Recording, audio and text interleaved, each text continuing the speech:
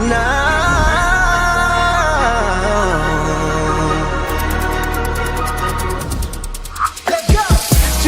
up, bless up, step up and get it. Lace up, face up, I'm here to win it. It's for my city, and the team coming with me. Headed for the championship, even if the road is long.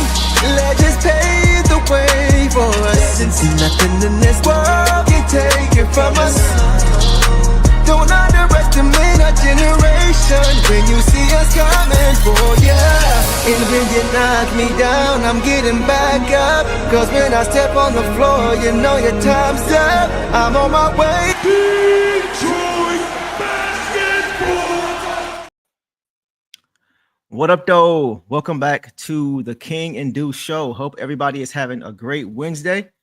We have a great show for you guys tonight, in large part because of who we have on the show with us. We are joined once again by our guy, Clutch Points beat writer for the Detroit Pistons, Eric Vincent. Vinny, how you feeling, bro? Feeling good, man. I'm happy to be here. Ken, good to see you, bro. You know, playoff push is here. We're not in draft mode. There's a lot of excitement going around with the fan base, man. I'm very excited to be here. Yeah, how you feeling, King? How you feeling, bro? Man, it's playoff time. You know what I'm saying?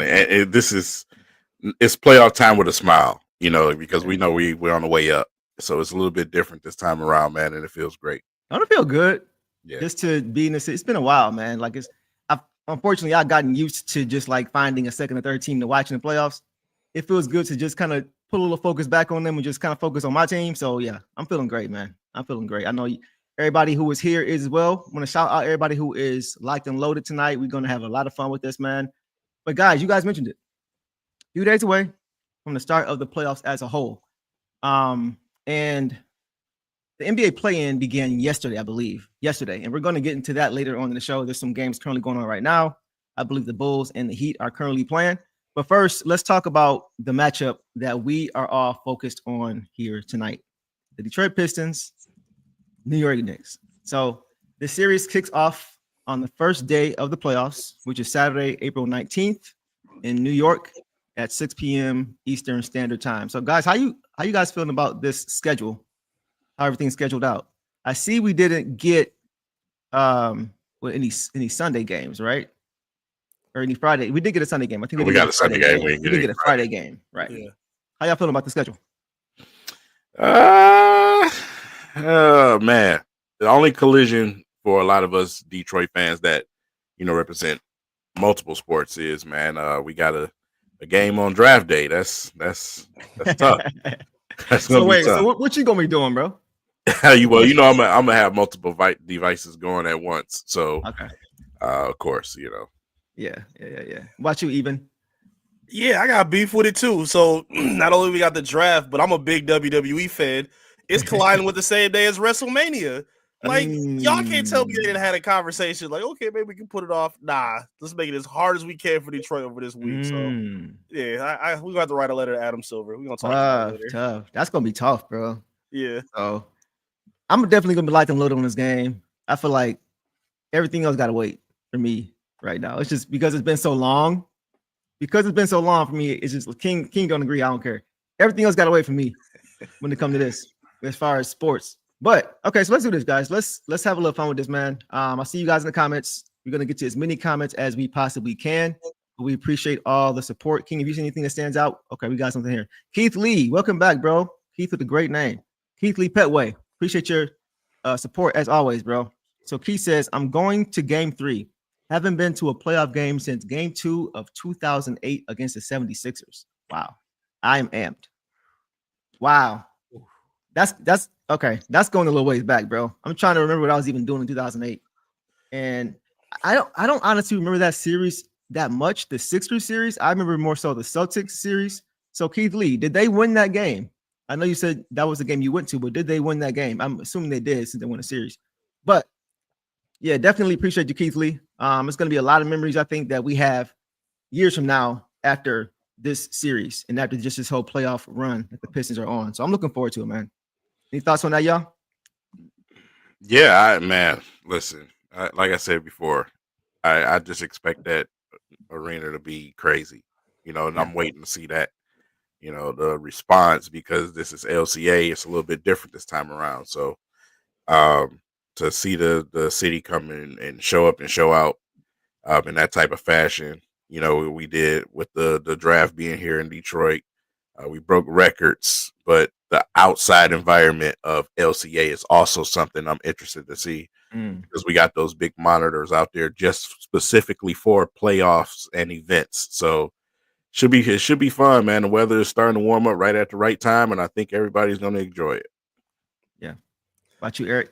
Yeah, man, it's a great time to be a Piston fan. Great time to be a Detroit sports fan. Period.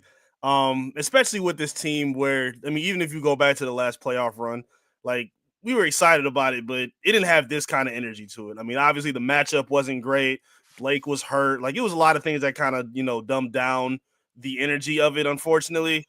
But knowing what they got now with this young core, with a great coach, a great front office, in check, it's a lot of things to be excited about, from, this run moving forward. It's not really a dead end with where they can go at this point. So, what they've done up to this point has been super impressive, and I can't wait to see what happens with this weekend.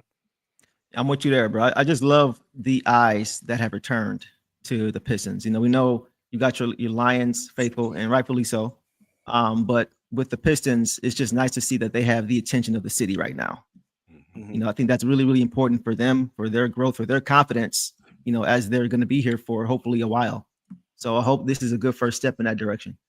So yeah, man. I saw somebody saying, I hope the Pistons punk Cat. We're going to get to all these matchups. That actually brings us to our next point. We're going to take a look at the starters and the reserves. But before that, we know the Pistons won the season series 3-1, but we also know that playoff basketball is a different animal, so that's going to be, I think, a factor that we look at as we kind of project out what we think is going to happen. But let's go ahead and take a look at a graphic here that features the starting 5 projected starters. So when you guys look at these matchups, we all know it's not everything on paper, right? It's not always going to be, it's going to be a lot of cross matching. When you're in playoff series, you're looking for mismatches, you're looking for adjustments, things like that. So we know it's not going to be 100% like this. But when you guys look at the starting 5, just the projected starters, does any matchup jump out at you? Is there anything that you're looking at? Is there anything you think we may have a weakness or an advantage in? Anything? I'm going to say immediately a couple of advantages stick out to me. Obviously at the 1 and the 5 spot, Cade versus Brunson, we've been witnessing that all season, right? Yep. But Cat is a person that I've been talking about a lot. Even last year when they were in the playoffs, I mentioned that Cat was a player that, I used to see back in the day that Andre Drummond used to abuse this guy. He does not like physicality whatsoever. Anthony Edwards was on him in the press conferences about fouling and taking cheap fouls because he didn't want to be physical. So Duren has a really good chance to put that pressure on Towns, man, and try to beast down there in the paint and get the Pistons going, man, because like I said, he does not like that type of physicality. The Knicks in general don't really like physicality. And you look at this lineup, man, you got a pretty physical lineup. So, everything that Cade does is physical, man. He take you down in the paint. He destroys you. No matter who it is, So you got to start. And that's going to be an interesting matchup against Bridges. Yeah. So, Asar has to be a little bit smarter. He's been a little foul happy for the last couple of weeks. Less hands, more moving your feet. Just be the brilliant player that we know that, you could be. So, yeah. Like it. Even what you got? Yeah, that's a good call, King. It's got to be a lot of pressure that's put on Cat. Like, he's going to score and get his points. He's going to put some pressure on Duren, as a stretch 5. But as we saw in the last game, he started off hot, but then Beef Stew did a really good job putting some pressure on him. And towards the end of the game, he was not the same offensive player. He got tired. He didn't really answer well to the physicality, and that impacted his offensive game. Yeah. The matchup where I'm really locked in on, I guess it depends on who's guarding him, but to me, I think the biggest X factor next to Duren is Asar, because while people are going to be looking at like the one-on-one, who's going to be guarding who, who can stop who on offense, the way Asar plays, like, he's working on developing his offensive game, but where he really excels in the half court is his ability with Jalen Duren to tip for extra shots. So if you can wear down the Knicks, like, if you can wear down Mikal Bridges, who's already going to have his hands full with Cade, same with OG Anunoby, Josh Hart, who also gets kind of scrappy on the glass, I think Asar can really put a lot of pressure on those guys, and get them tired with that dirty work. This is the dog pound. That's the heartbeat of this team. And again, if you can make them work on the defensive end, I think that's going to be the biggest key to making sure that they're not the same, as efficient team as they are heading into the fourth quarter, because that's where the Pistons have gotten better at, as the season gone on. Like we saw them struggle a lot with closing games. Now they're coming back from double-digit, deficits and slamming the door no matter how good the opponent's been. They've been fantastic with their fourth quarter execution. So if they can, put some pressure and, build the energy with, those loose balls and extra chance opportunities with Duren and Asar, I think that's going to really, help put a favor in their advantage with this matchup. Definitely have the never say die attitude. We've seen them come back from double-digit deficits like twice in the same game, multiple games, right? Where they get down 10, they come back and tie. They get down again, they come, like they don't quit.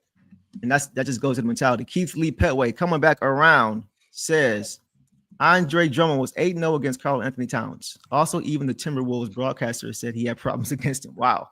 Yeah. So to your point, and we saw it last game with JD. You saw the tone was set very, very early in the last matchup against the Knicks. I think he had the first 6 points and they were all dunks. So they were looking to get him involved early and often. And I think that, to your point, is going to be something that is going to be important, is just setting that tone of how the style of play is going to be, the style of play is going to be. So I'm looking forward to seeing how that plays out. One for me, I got a few of them, but one for me that I'm really looking at is who the Knicks decide to attack Cade defensively, like who they decide to be, who's going to be the primary defender on Cade, because we all know Mikal Bridges struggles with guarding Cade Cunningham. Yeah. And Cade is not bothered by long, wiry guys. He's not bothered by the Jaden McDaniels of the world, the Mikal Bridges of the world. Like, it's more the physical guys, so that I'm looking to see more so. Cade he's going to get whatever he wants regardless, but he has an easier time against guys who are not physical. So I'm interested to see if they start Mikal out on Cade just to see how he does and kind of pull the plug on that quickly if you see it going south, where Cade just, individual personal 6-0 run, 8-0 run, where he's just getting buckets. So I'm curious to see how they attack that from jump. Are they going to just go away from that early, or are they going to at least give him a shot to see how he looks in that scenario? Interesting you said that, man, because I've been watching a lot of media talking about this matchup. It's been heavy Pistons, but one of the things that's been mentioned is something that I truly do agree with. And when it comes to Cade, this is the time where you make that name in the NBA. So in the playoffs, what you're averaging right now is fine, but we need you to jump. You know what I'm saying? So I don't see anybody on the Knicks really giving Cade issues. I haven't seen it all season. I'll have a reason to see it now. Cade is, like I said, he can take you in the post. He can find ways. It's very, very hard to stop him. And that's for the entire league, to be honest. So, like I said, I think Cade is going to be able to establish himself pretty early in this playoff series. But he has to take it to another level. And if he does that, if the Pistons can do that, and if they can be solid in the paint, and if they can be decent guarding the perimeter, because that's been my biggest issue with them in these matchups, they can be decent guarding the perimeter. I think we having a pretty good conversation about how this series is going to end up. Yeah, I can see a lot of reps where Cade may not be bringing the ball up a lot. I mean, it was your reel that I saw, Deuce, where they said they're not trying to just guard Cade one-on-one the whole time, because it's really impossible, especially for that team. Like, OG is not a Cade stopper. Josh Hart struggles with him. Brunson's too small. You saw him in the post, couldn't do nothing with him. They even, in the last game, spent a lot of time with McBride guarding him as well. And after, like, maybe the first couple quarters, Cade really turned it on after that against him. So I think we're going to see a lot of reps with Asar bringing the ball up to kind of make sure Cade isn't getting that extra attention just right out the gate. I really think that's going to kind of serve to their advantage, and I think that's going to open up a lot of holes for Asar. If he can keep that, dribble tight, he's going to have some opportunity to play pick and roll basketball with Duren, and I think that's going to open up a lot of holes for them to get some easy buckets for a lot of the different guys on the floor. Shout out to AB Ashton, the trainer, as y'all know him. Yes, Do me a sir. favor and drop a bunch of why they sleeps in the chat for our boy AB. King, any thoughts on that before we move forward? Yeah, man. Like I said, I totally agree with that. It is, like I said before, the Pistons just have to be solid on defense, man. Just be ourselves. Yeah. Don't try to play to the Knicks game. Play our game. You know, do what we've been doing all season. Be physical and just guard the perimeter. Be decent on the perimeter. I think we'll be able to, you know, take care of the Knicks in this series. I agree. So let's go ahead and take a look at the reserve units and see what that may look like. We know that it's subject to change based on matchups and things like that. But based on what we see here, does any particular matchup here jump out to you guys potentially that you may see once the Pistons go to the bench and the Knicks do the same? I know he's young. And I know it's probably wouldn't be too fair to have a lot of expectation on him, but I think Ron Holland really has a chance to make a lot of noise in this series. I think if you look at a lot of those guys, those are a lot of vets. Like the Knicks aren't really like a run and gun kind of team. And I feel like the way the Pistons are built, where they want to play defense, they want to get up in you defensively and run out in transition, I think it's going to open up a lot of opportunities for guys like Ron, especially against PJ Tucker, who's not going to be able to stay in front of him. Campaign is not going to be able to keep up with him. Like, I just don't see, like, I'm not really that impressed with the depth of the Knicks. It's actually an article that I'm writing. I'm talking about the advantages that the Pistons have coming into this series, and this is one of them for me. Like, I think the youth that they have, and I think that the speed that they play with, even with Stu, like Stu is a very, you know, quick guard for his pay, or center for his, you know, size, where he's able to guard 1 through 5 with no problem. You know, I just think they're built to be able to outrun teams, you know, even if they stagger with a different, you know, starter in the lineup as well. And I think it's going to open up a lot of opportunity for Ron Holland to have some back-breaking plays, whether it's an open court dunk, you know, getting a steal on, you know, Cat on the backside. Like, it's a lot of different things I think, you know, that are built for Ron Holland's game. And I think he's going to surprise a lot of people in this series. I'm glad you said that. Can you got something you want to say, bro? When you get in there? No, if you got a quick opinion, yeah, real quick. I'm glad you mentioned that, because like his versatility, Ron Holland's versatility defensively, is something that I think is going to be an advantage for the Pistons. Is their switchability, even with their bigs. We know JD is not where we want to be yet on the perimeter, but he's gotten much better. And we even saw him last time when they played the Knicks. I think Brunson hit a 3 from a corner and it bounced him around the rim 3-4 times and it fell in. But JD played pretty solid defense on the perimeter. And we know what Stu can do. He can guard 1 through 5. You know, when Stu is guarding the guard, K's on the perimeter like this. Like, yeah, he's not going to, you know what I mean? So the confidence is there even with our big. I think our switchability and not really giving them an advantage out of pick and roll situations. Because it's like, okay, you don't want to guard. Okay, here's Stu. Okay, you don't want Stu. Okay, here's Ron. Don't want Ron. Okay, you know what I mean? Like, I think that switchability is going to help the Pistons a lot as far as being able to stay home a lot of time of possessions. All right, we got that out, right? Yeah. You know I got to be the bad guy. Here we go. There's one clown in this line. Oh man. Wait, what? And I'm not calling him a clown as a person. I'm just saying in this lineup. Saying that figuratively. Let me go back up here. Come on, hold on. You cut it at the right time. I cut it the right. Man. Well, look though. Here's my question, because we all know in the playoffs rotations get tightened, right? They do. The last few games of the season, before the very last game against the Bucks, where everybody played, he played 6 minutes and 5 minutes. So I don't know if that is a sign of things to come, because I actually said that I didn't think he was going to get consistent playoff run. I just don't think he's going to. I could be wrong. You know, I think in situations where the Pistons have foul trouble or, you know, things like that, or a guy is just not playing well, then maybe he might get him opportunity. But I don't see him getting a consistent, you know, a 10 to 12 minutes a night in the playoff. I just don't see that. I could be off, but that's just kind of my take on that. What do you think about that?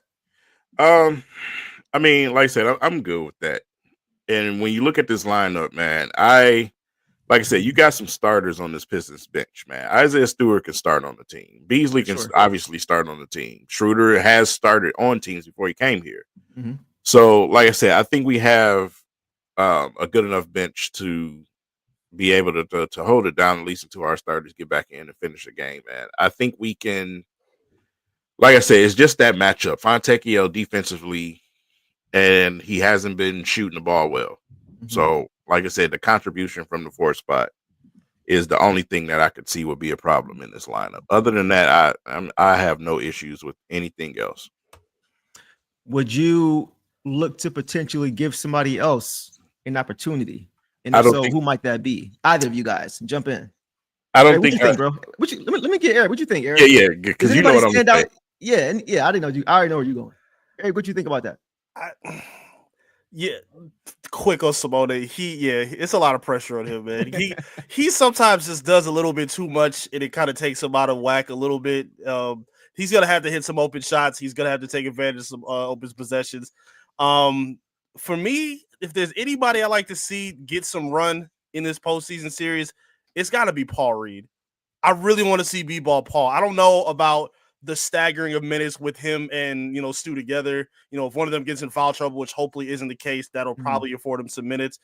We haven't seen them really play together at the same time either on the same floor. So, it's probably going to be a little tough, but Paul just always gives them, like we just talked about with Ron Holland. He always comes in and makes an instant impact on offense and defense. Like, he's not necessarily known as a defender, but when you have a great coach and when you have a culture that's set, you can tell when the guy that's not even playing that much is giving you great energy on defense. That shows how real that foundation and that identity is for this team. So I would really like to see him make an impact, even if it's just in a short, 10-minute window, just to give them some, good energy when they need it, when the momentum swings. He's somebody else I'm going to be paying attention to a lot, especially if we see somebody like Fontecchio struggling or Stu in foul trouble. I think he's somebody that can pick the team up pretty quick.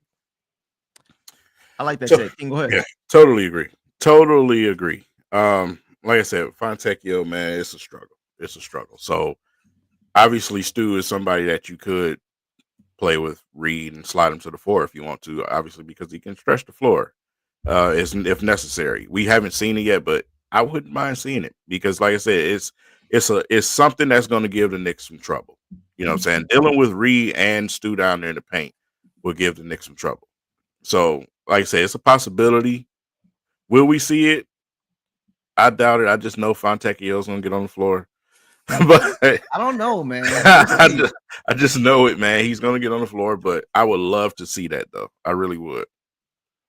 Yeah, I think he'll get on the floor. I just don't know how. I wouldn't be surprised if he doesn't play certain games of the series.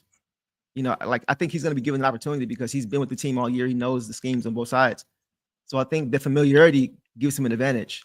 I just think if he's not giving anything, if he's not really impacting the game, if he's not shooting the ball well, if he's not really doing anything else outside of that, I think I wouldn't be surprised if you see those minutes go elsewhere. One more matchup that I really wanted to talk about, and I want to get you guys' take on this too.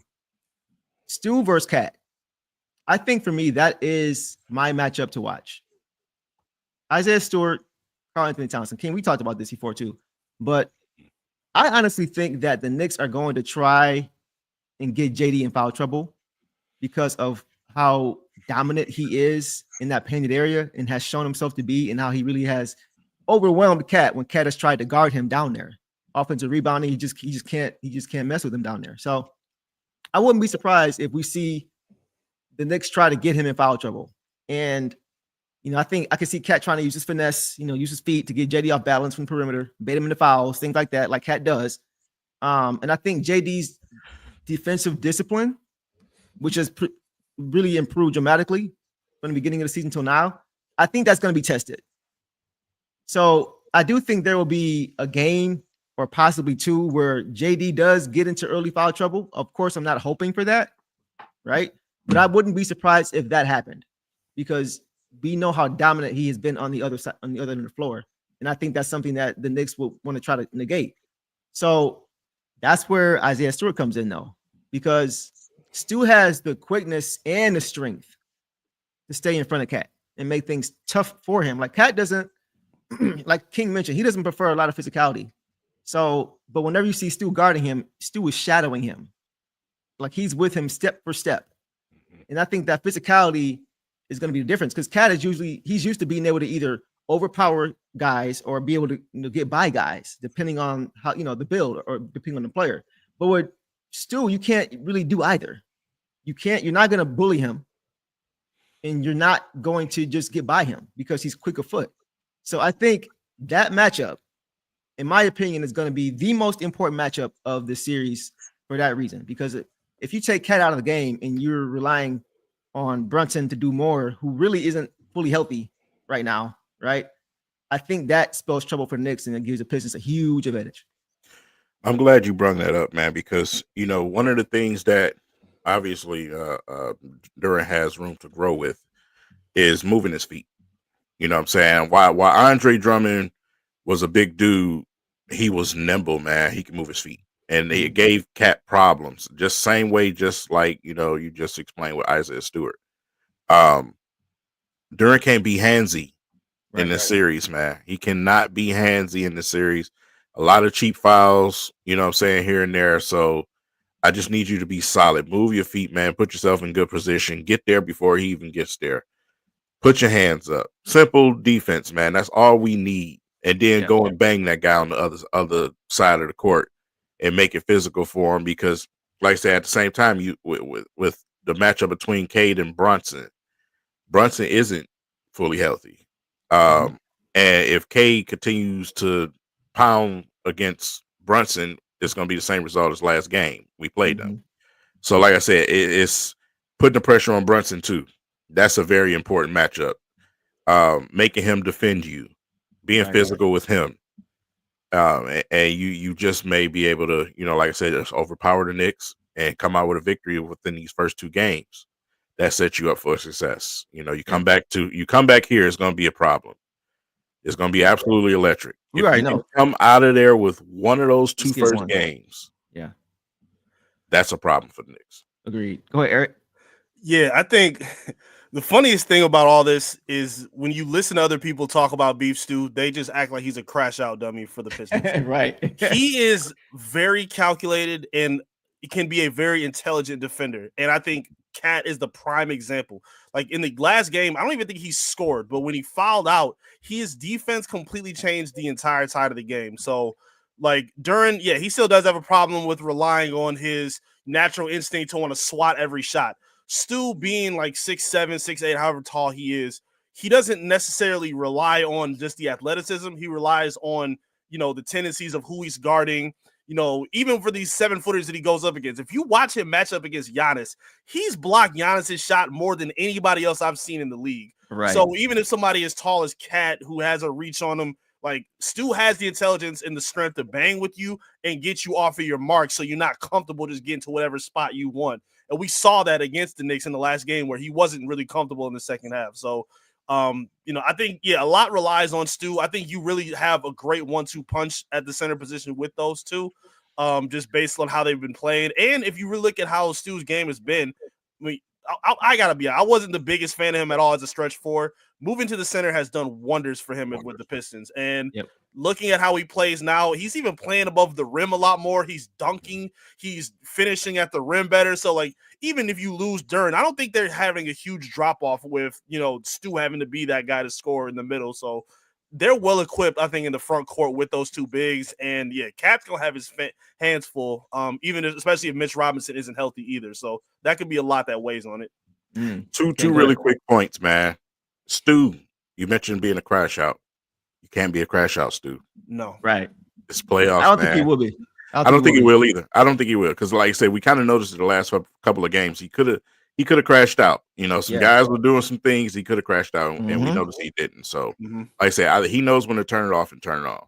Right. Another quick point: you mentioned block shots. Cade has been going after guys. He also blocked Giannis. You know what I'm saying? So, like I said, man, both sides of the ball, defense and offense, man. Give it to him. I promise you come out this series with a victory. Yeah, I like it. Keith Lee Pedway says, is Tom Thibodeau going to be like Mike D'Antoni and run the players into the ground. I mean, I feel like he kind of already has up until this point this season. Like, I mean, it's at this point, it doesn't really matter if you try to rest guys now. Like, this is a playoffs. Like, this is what you played for all year. So however you played is how you played. So he has always had that propensity to do that, you know, regardless of where he's coached, with Minnesota, with Chicago. Like, he's always done that with his teams. So doing that against a young team in the first round is dangerous. Go ahead, Eric. Especially with a top-heavy team, too. They rely so much on those stars to do so much. Like, the Pistons, we saw them beat the Cavaliers without Cade, Ivy, and Tobias. Like, so if any of those guys have to go off, you know, for, you know, several minutes or whatever, the Pistons have shown the ability to score with Dennis Schroeder, score with Tim Hardaway, who can heat up at any point, Beasley. Like, a lot of these guys have been getting it going, especially in the second half of the season. They've relied a lot on their big three. I don't even like the term anymore, but they rely a lot on their stars carrying the water. And at this point, if they tired, we're gonna see it before Game 7. Like, that's a common trait for top Thibodeau teams, and we're already seeing it right now with the Knicks. So that's another huge advantage for this team. Yeah, it's just more initiative for the Pistons to, as much as they can, stick to their style of basketball, which is defense to offense, and get out and run. The more you can do that against this team right now at this stage of, you know, the season with fresh legs like the Pistons have, the more of an advantage you'll have. So I'm looking forward to them really just sticking to that blueprint and riding out with that blueprint. Yeah. So any further thoughts on that? No, I think we pretty much hit everything on that. One more thing on Ron. Like, we talked about the versatility. He's built like a wing, like a true 6'7" wing, 6'6", 6'7" wing, but he guards little guards, man. Like, he can guard on the perimeter very well. It's like most times when I'm watching him on the perimeter, the guy he's guarding is 5 or 6 inches shorter than him. Like, it's a speedy guard, you know, Pritchard or Scottie Pippen Jr. or, you know, those kind of guys. And he is moving his feet and he's not getting beat. He's right there on top of them. He's in their face. He's in their grill. And that versatility, once again, man, I think, like you mentioned, Eric, it goes to your point of why he could be so important in the playoffs. And I think that's a huge reason why I was going to point that out, because I really have seen that with him all season defensively. Yeah, he's going to be one of them, like, similar to how the Knicks are going to throw a lot of bodies at Cade. They're going to throw a lot of bodies at Jalen Brunson. And I think Ron is going to get a lot of those minutes. Discipline is, to me, the number one thing in this series, because, you know, Brunson's going to try to goat and, you know, try to get those cheap fouls to live and get 20 points at the free throw line. Thanks. You know, while playoff basketball is more physical, refs are still kind of slow and they allow foul baiting. So they have to be disciplined, knowing the reputation this team has, knowing how they don't get no favors with the officials. They have to be disciplined in order to come out on top in this series. Yeah. I agree with that, man. Definitely agree with that. Okay, so now, guys, let's move to the final graphic that we have here with regard to the matchups. Coaching, man.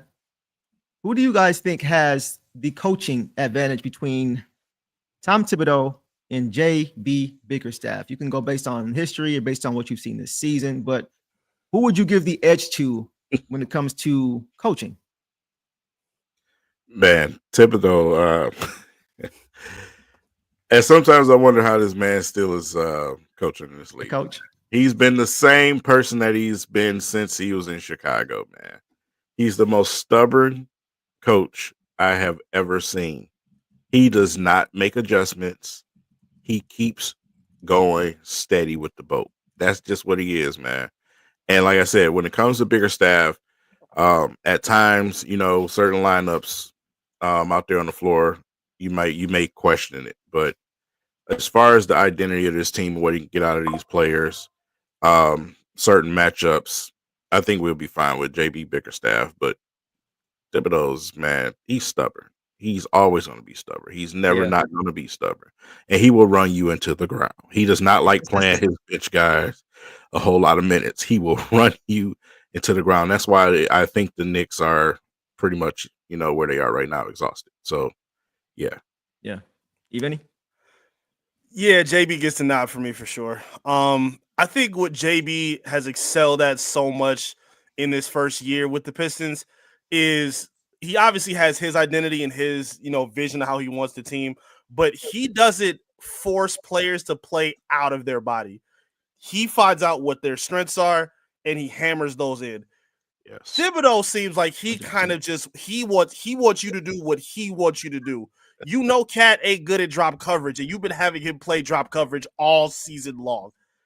I just don't understand. Now, great, I understand Mitch Robinson was hurt a lot, but still, you got to find a way to make some adjustments. And even when adjustments weren't working for JB, it still showed that he was willing to try to do different things that enhance, the skill set and the IQ of their team. So, JB has been, very dialed in with what works. Again, they say, postseason basketball is a lot different, but I don't see them doing a whole lot of things that are more different, especially with how they can attack this team. Like, the Pistons do a really good job of, running off-ball actions, having a Sar cut from the corner, have Ron cut from the corner to get a dunk, giving JB the ball at the block or at the elbow to get easier passes. Like, they do different things to operate and basically come off as unpredictable. Mm-hmm. I'm not really seeing that with the Knicks. They come to me as a team like we just saw in the last game. We're going to outstar you with who we got. We got Brunson, we got firepower offensively, and we're just going to shoot you out the building. That don't always work. And like King been saying, like that's who he tried to be his whole career, and it just hasn't worked for him. So again, this inexperience is going to be tough for him, but the Pistons have a lot of advantages that work for him. And I think coaching is one of the biggest ones based on what JB has shown this season. I think you guys both made great points as far as from the basketball side. I'm gonna go more so the personal side. It seems when it comes to the relationship, it seems like these guys really will all run through a wall, and then another one, and then another one, and then another one for this guy, for coach.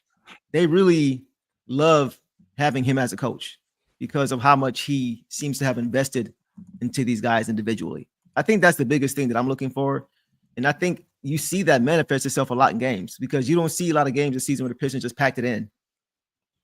Regardless of the score, you saw guys continue to fight all game. And I think that's a testament to just wanting to play for your coach. And I think they just feel that care, the genuine care for them as people and not just basketball players. That's the sense I get. So I think those things coupled along with what you guys said, put it together.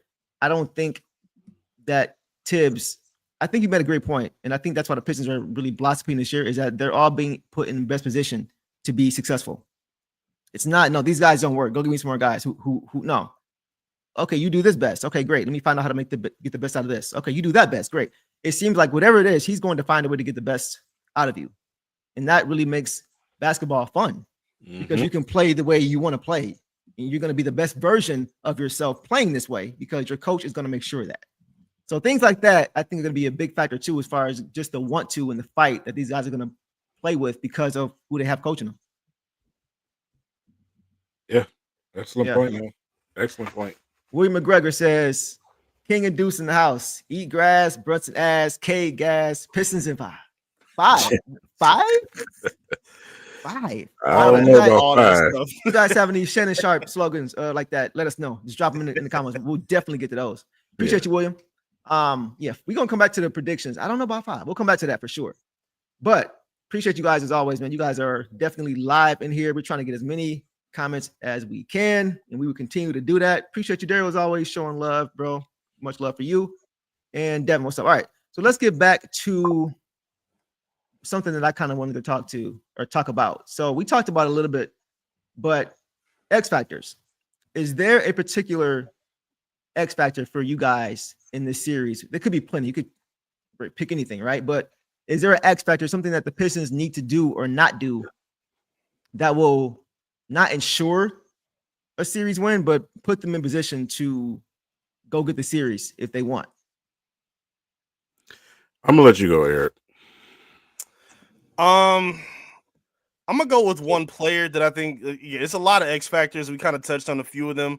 I'm just gonna go with the group. The veterans got to be huge in this series. They have a lot of weight that they need to carry. I mean, Tobias has done a really good job of reimaging his name based on the last playoffs that he had last year. Tim Hardaway, who also, again, who was looking at as unplayable with Dallas at a certain point. I'm sure they would love to have him back at this point. Right. Malik Beasley. I just think those three guys, knowing that Cade is going to be commanding so much attention, they don't have Jay Ivey. those three have to pick up a lot of the scoring load. Like they've done a great job, helping out defensively and, carrying that into transition buckets. But in the half court is where I'm going to be paying a lot of attention to. They really need to take advantage of the double teams that Cade sees, knock down those open shots, because those are the swing players on the roster that can change so much. And we saw it through the season as well. Like whenever, Beasley was having a rough time and Tim Hardaway was having a rough time, like whenever one of those three was the only ones clicking, they were losing.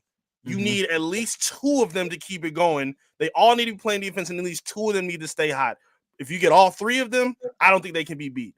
However, I just think they carry a lot of responsibility. Like we saw Tobias get a lot better with his catch and shoot activity. He posted up a lot against smaller matchups. I think they're going to find a way to get Brunson in those matchups as well.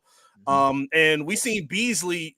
He's obviously known for his 3-point shooting, but he's taking a lot more looks at the rim with that floater. And I think he's going to get a lot of opportunities to do that. Like if K gets doubled, he swings over, and instead of just going up for the three, he can up fake, blow past his guy, maybe get a floater, or maybe dump off a dunk for Jalen Duren. He's going to have a lot of opportunities to create a lot of good opportunities for them. And I think they carry the most swing for the X factors on this roster. K's going to get his, but those guys have to complement him in order to make this thing what it could be, which is an upset. Bro, 100%. I'm going to follow that up because that's literally what I was thinking about coming into this one. Yeah, you're saying through. Yes, exactly. Yeah. So I'll be quick and I'll let you go, King, because I don't want to, take everything. But I definitely feel that those guys, like you mentioned, bro, are going to be the difference, because we heard Jalen Brunson say he pretty much gave us a game plan to an extent. Coach said they're going to mix up coverages, obviously, right? But Brunson said that basically we got to make somebody else beat us. You can't guard K one-on-one. He said it twice. He was asked once. So I think that really just shows that he understands, how lethal Cade is, right? The league does now, but he understands, and I'm sure they understand. So when the double team does come, because it is coming, the ability to play out of that and making the right decisions out of it. You mentioned Beasley. And I think, once again, this is why a guy like Jaden Ivey would be so good in the situation. So good in the situation. If you double Cade and you allow Jaden to have a mismatch getting downhill, it's over. It's over. He's going to make the right decision, or he's going to finish on your head, right? So, that's for me, that is the key. That is one of the keys for me. The matchup is a matchup, but I think that's the X factors, guys like Bees, Tobias, secondary options, being able to capitalize in those situations and being able to make the right play. And the fact that they're vets gives me a lot of confidence because they've been there before. It's not just young guys making those decisions, but that is going to be important because we know the Knicks are not going to let K just run wild every single game. It's just not going to let him do it. I'm glad you brought that point up, man, because another part of that situation is the Pistons play better when they play fast. Right. And you don't want to give them the opportunities to double Cade as much. You want to get out on fast breaks and create scoring situations, man. So that starts with the defense on the defensive end. Mm-hmm. You know what I'm saying? So, like I said, solid defense, play fast, make the Knicks play your game. And if they double K, wear them out, man. Like I said, we got Beasley, we got Hardaway here for a reason. That's why they were brought here. Wear them out. You know what I'm saying? Like I say, it's when I look at the Knicks and when I look at us, I just feel like we pose more problems for them than they do for us. Agreed. So the ball is literally in the Pistons court. Let me ask you that question. Because of what we heard Jalen Brunson say, right? We're talking about Eric. Do you think that we might see more? And I don't know how to feel about this, but do you think we might see more of Cade with Schroeder at times? Just having that secondary playmaker, ball handler. We know Beasley can do it, right? We know Tobias can do it. But somebody who is very, very, very comfortable in that role of playing on or off ball and being able to make decisions out of the double team. But the only problem that poses for me is who is your point guard coming behind them? Because those are your really only two true point guards on the team with Jaden not playing. So it could be good as far as them playing together. But once you go to your bench, what does that look like? Are you putting your your confidence in B's to make those decisions, in Tobias to make those decisions. Whenever Cade or Schroeder isn't out there, they're the guys to do it. So how do you guys feel about that? Do you think we'll see more of those two playing together? And if so, how does that affect the rotation when they sit down? Yeah, that's a huge name you brought up. And he doesn't really get a lot of mention, but he was brought for moments like this. And the way we've seen him play over the past maybe like 10 games or so, he's been closing a lot with Cade in the exact scenario that you're talking about. Cade is not the one always bringing the ball up. He's maybe posting up, flaring up from the wing, kind of playing like a 2 or 3 off ball. Yeah. And, he can still get into sets with, pick and roll action with Duren on the side. But, yeah, I could absolutely see that. Like if Asar, maybe doesn't have it going offensively and you need another punch, yeah, I think, Schroeder could be that guy for him. He's done a really good job bringing them energy on defense, and he sets up a lot of those shooters as well. Like you see a lot of looks for Beasley, who he has a lot of good chemistry with, a lot of good looks for Tim Hardaway Jr. I think he's really good playing downhill as well.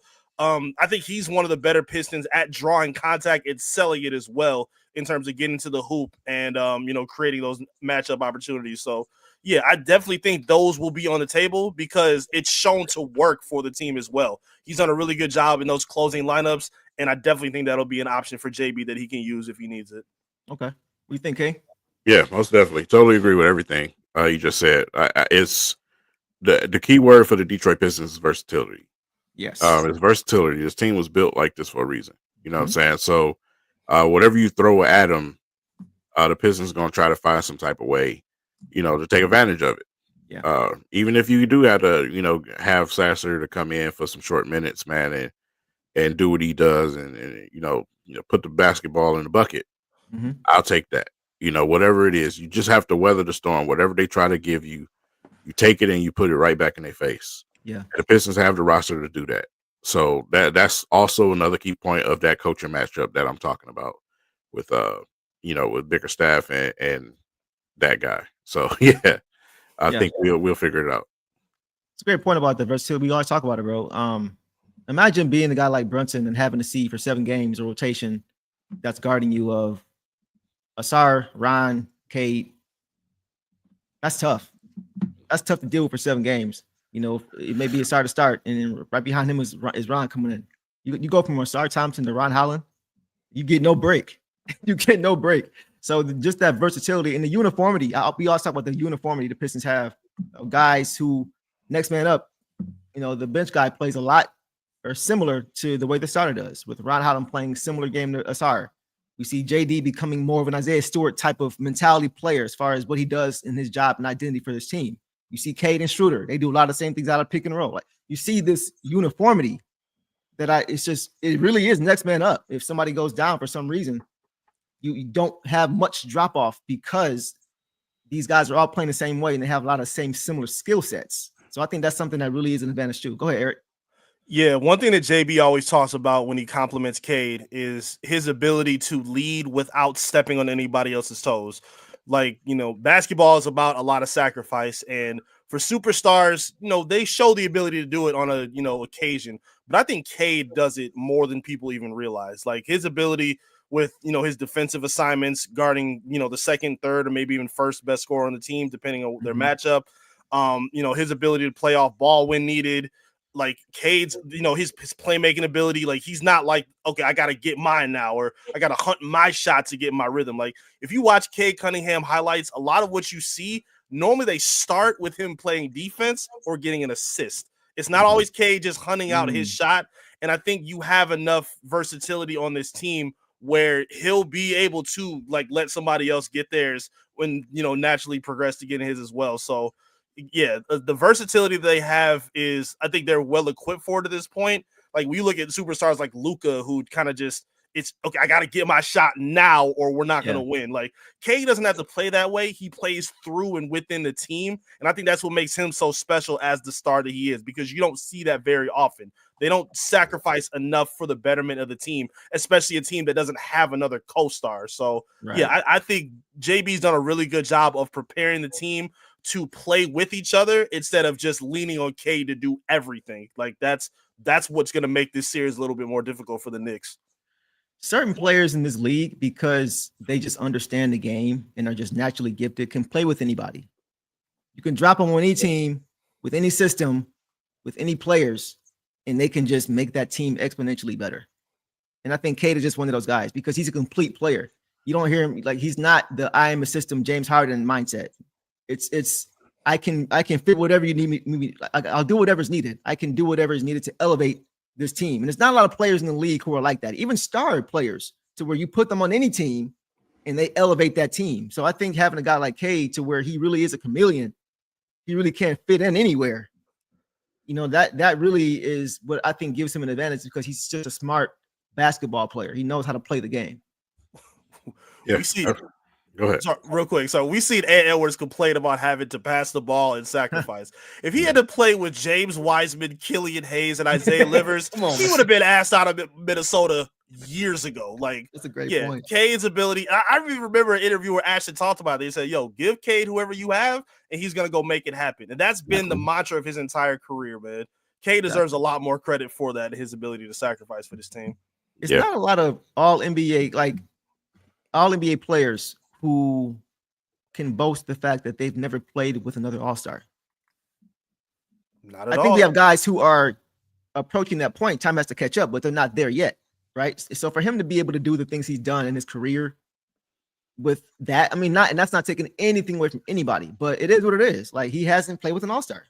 So I think that just really is a testament to how good of a basketball player he really is and how he's able to just elevate teams. Yeah. Crazy. All right. So with that, we are going to move on to our picks. We talked about all the X's and O's and the intangibles and things like that, but now it's time to make the picks. Now it's time. It's why everybody's here. So who wants to go first? Let's start with our guest. Let's start with Eric. We did not plan this. Let's start with Eric. So Eric, based upon everything we've gone over, who wins this series? How many games? Unbiased. Yeah. Let me put that out there because I don't want people think, oh, they're just biased picking their team. Yeah, I'll be real. Anyway. If they had to play any other team, like if they played Indiana, who's been red hot, if they had to play Giannis even without Dame, I would be pretty nervous about that matchup. I just don't think those were the best matchups for them to open up this series. This series is prime for an upset. I really believe that. I feel like this team is clicking on all cylinders right now. They're getting healthy. And I feel like a team, again, as top heavy as the Knicks are, who don't play a whole lot of defense, consistently, this is a matchup nightmare for them. If they don't get to shoot 30 free throws a game, I think they're going to be in trouble. And I think the Pistons can be disciplined enough. I think JB is going to be in their ear enough saying, hey, you know what they're going to do. You know their game. They watch film all the time. They're going to try to bait you as long as you don't fall for it. That's what I tell them. Like, don't even jump on a jump shot. Just put your hands up, and if they try to lean into you, then whatever. But I feel like they're going to be prepared enough and battle-tested enough by the time the end of the series gets here that they can pull off an upset in this series.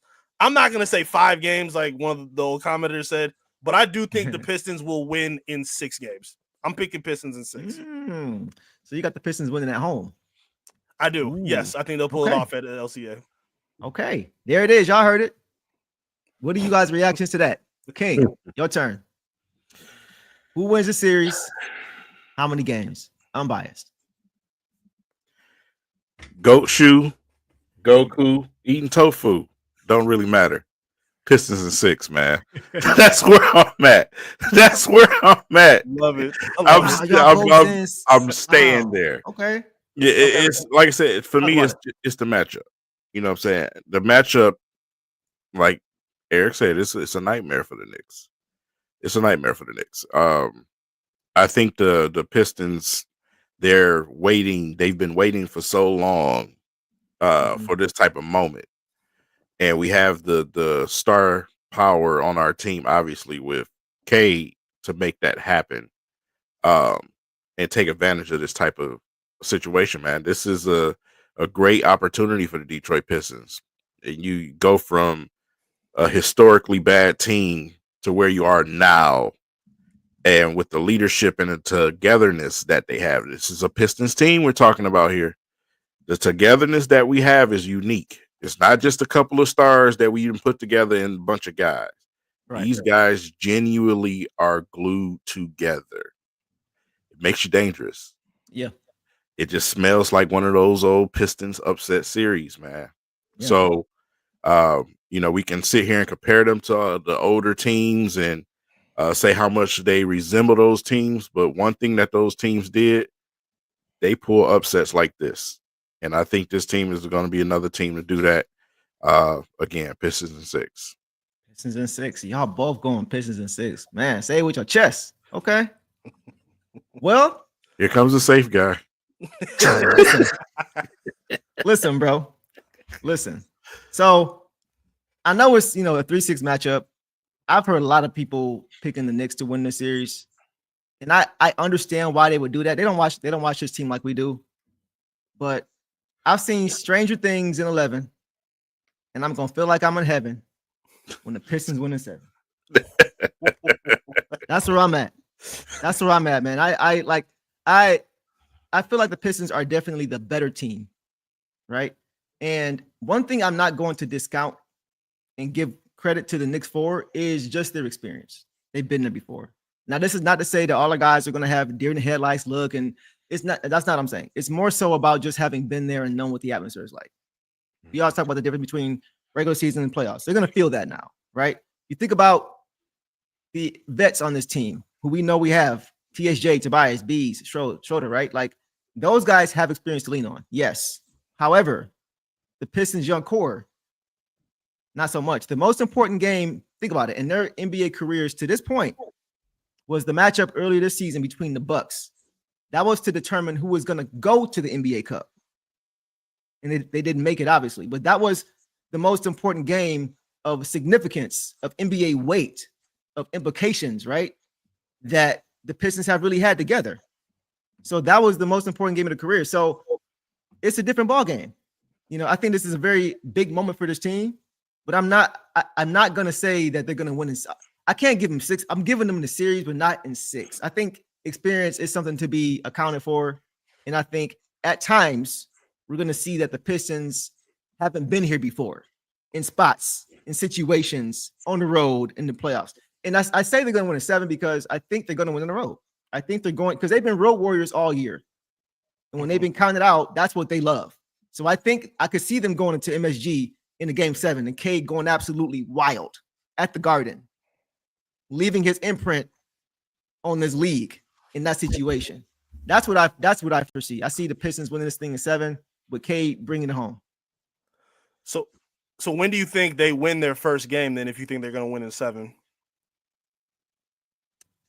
I could see them winning game 1, to be honest. Mm-hmm. I could see them hitting them in the face. We always talk about hitting them, hit first, set the tone in the series early. But I could see everybody jumping on the Pistons bandwagon and saying, are the Knicks in trouble? But that's when I think the Knicks could settle into a series, which they played before, right? And kind of establish some things. But I think it's going to be a back and forth series. I think it's going to be a slugfest. And I just think in that final game, our superstar, the best player on the floor, with everything on the line, would relish that situation and would capitalize on it. That sounded good. However, Pistons in 6.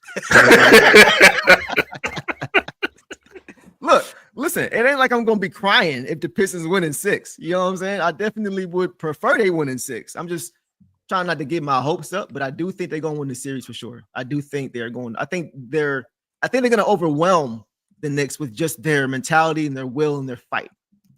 I don't think they're going to want to play that way for 7 games. So we'll see. Do you think Brunson lasts the entire series? That's a good question. It depends. I think maybe it depends on how the game is called. If they let him play and he's got to deal more physicality throughout the series and he's not getting these calls and Cade isn't getting called for offensive fouls or whoever, they're trying to hide Brunson on whatever, I could see him getting beat up if they allow it. I think that'll be the key, though. It's really how, and once again, the whistle may be called different in the playoffs and it may be bothersome. It could be bothersome. That's something the Pistons got to keep in check. Ron, we know he's got that fire. No tees in the playoffs. No techs in the playoffs. No giving away free points. Things like that. When the emotion is heightened, you talked about Stu keeping himself in check and really just, keeping himself at a level pace. That's something that Ron, as a rookie, has to make sure he does. I'm not saying he can't. It's just, once again, we gotta see them reinforce what we believe, right? And I think that's the biggest thing for this young team. It could be a blessing and a curse. We know it's more a blessing than a curse, but when it comes to experience, it could play a factor. That's all I'm saying. The Pistons have shown the ability to play through adversity, I think, a lot better than the Knicks have. From, having Ivy out, dealing with injuries, dealing with bad officiating, the Pistons have shown the ability to still succeed and thrive through that. I think this Knicks team, while they may be able to get through it for some games against different teams, there's a reason that they struggle so much against the elite teams. Why they never beat Boston. They never beat the Cavaliers. They struggled against OKC, and then they went 3-1 against the Pistons. So I feel like you said, if you can get them game one, which I also think they're going to win, if you can punch them in the mouth early and frustrate them, and they start looking over at the refs for a little bit more assistance that they got through the regular season but not getting in the postseason, that's going to change a lot. I think they're going to show a lot of their emotion on their sleeve, and I think even if the Pistons do, they've shown the ability to play through it and weather the storm. Even the game where Cade got kicked out against OKC, they still battled back at the end of that game and had it within a couple possessions. Exactly. So JB has had them disciplined enough. I'll give the whole coaching staff credit for that. Jared Jack, Fred Vincent, those guys have been fantastic this year. Luke Walton. So yeah, they've shown the ability to kind of battle through that adversity. And even with that inexperience with the postseason, I think that alone has them in a position where, you may look at them as the new kids in the postseason, but the way they play is built for postseason basketball. So I don't look at them as like some new kids, they'll try to figure out. I think they're ready for this moment. Yeah. Sounds good, man. So yeah, I think so. We all agree the Pistons, we all believe are winning the series. At this point, it's just semantics or how many games. Eric and King both said 6. I said 7. And it looks like most of our members here actually agree with you guys. Most in the chat agree with you guys. So I'm not mad. I want to agree with y'all. I'm just gonna wait and see. Just say 6, bro. Come on, just jump on here. I gotta make it interesting. It can't be 100%. It's gotta be some controversy somewhere. That boy's scared. Look at you. 6, 6, man. We'll see. Look, if it's 6, I'll come back on here and we'll have a nice conversation about that. For sure. Of course. Right. So let's talk about around the league a little bit. We know there's some play-in games that took place yesterday and today. Any thoughts on the Eastern and Western Conference play-in game? I know yesterday the Warriors beat the Memphis Grizzlies, which I expected. I'm not sure how you guys felt, but I think we all expected them to win that game. Any thoughts on what you guys see from anything going on around the league with the play-in? I think the Heat are playing the Bulls right now. I'm not sure the score. If you guys know, you can throw it in the chat. Any thoughts on what you see around the league so far, or what you may be seeing come playoff time? Like I said, didn't really get a chance to watch yesterday. Definitely plan on, once we leave here, I'm definitely planning on watching tonight. But as far as the matchups right now around the league, my eyes are just on. I'm just focused on playoff basketball right now. And the Pacers are a team. Yeah, the Pacers, are a team that I want to watch. I'm interested to watch those guys. Obviously in the Eastern Conference, man, it's pretty much picked on who's going to come out of the East. The West is interesting. Right. It's very interesting. There's just not a dominant team to me in the West, like right now. So there's a lot of weird things going on in the West. Coaches getting fired, after just winning a championship a couple years ago. So right. Interesting. Very interesting in the West, man. So, like I said, I'm definitely looking forward to take a look around once the playoffs start. Yeah. Eveni. Yeah, I checked out. Yep, right on cue. I watched both games actually. I watched the Magic, wipe up the Hawks. They're dangerous, bro. Like this. Yeah. Once they get healthy. Go ahead. I still think they like a piece away. Like I thought they would have pulled the trigger on like a point guard. Like if they got somebody like a Kobe White or somebody else to kind of bring that package in together. I think they're really gonna make some noise. But I still think they're a piece away until they can really push. I think teams like the Pistons could do. So, okay. Yeah, so that was a cool game to watch. Apollo and them do what they did against Atlanta. Atlanta's a mess. I think they're gonna break things down soon. I can't stand watching Atlanta play. Yeah, they're stuck in I really mediocrity right now. Yeah, like I like some of the players. We're gonna talk about them soon, but yeah, I don't like that team at all. Yeah. The Golden State game, Golden State Memphis, was very interesting. John Morant went down late, came back, but even with that, Golden State still showed a little bit of issue with managing against Memphis, like two physical teams that were going at it. Jimmy Butler is such a good fit on that team. I think that was a really good deal for him. But they still struggle defensively. Like they're short, they're not a big team up in the front court. And like they rely on Draymond and Jimmy to kind of combine as a center in terms of rebounding and playing in the paint. Steph obviously he's got it going. He's been playing really well. They're the only team right now that I'm going to be paying attention to like closely in terms of what they can do, in terms of contending that's in the play-in right now. Right. I feel like everybody else is just kind of buying time. Like I don't like Mavericks and Kings. They're playing later. I can't pull myself to watch it. Yeah, I can't really get into it. Come on, like I can't see that ended well for the Mavericks. I'm surprised the Mavericks are even in this position right now. I don't know how they're still hanging on. Goodness gracious. Shout out to them. And then Chicago is getting beat up by 15 right now by Miami, and I don't take either of those teams super serious right now. But I think Golden State's going to be interesting. Obviously with their championship pedigree, we'll see what Steph can do. But yeah, I don't know. I feel like the title will be coming to the East, but I don't know. We'll see what happens moving forward. Okay. Man, I'll say this. I have Milwaukee beating the Pacers. And I've been saying that for King Hollow a couple of weeks now. Yeah. I think they are going to beat I think both are very good teams. Right? I think both of those teams are very good, but I'm looking at the timing for the Bucks. I'm thinking about the fact that the Pacers beat the Bucks last year and they're still gloating about it, even though Giannis went down after game 1. And that was the game the Bucks won.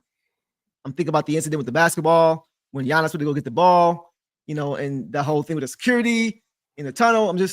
But Giannis has not forgotten about what happened last year in the playoffs.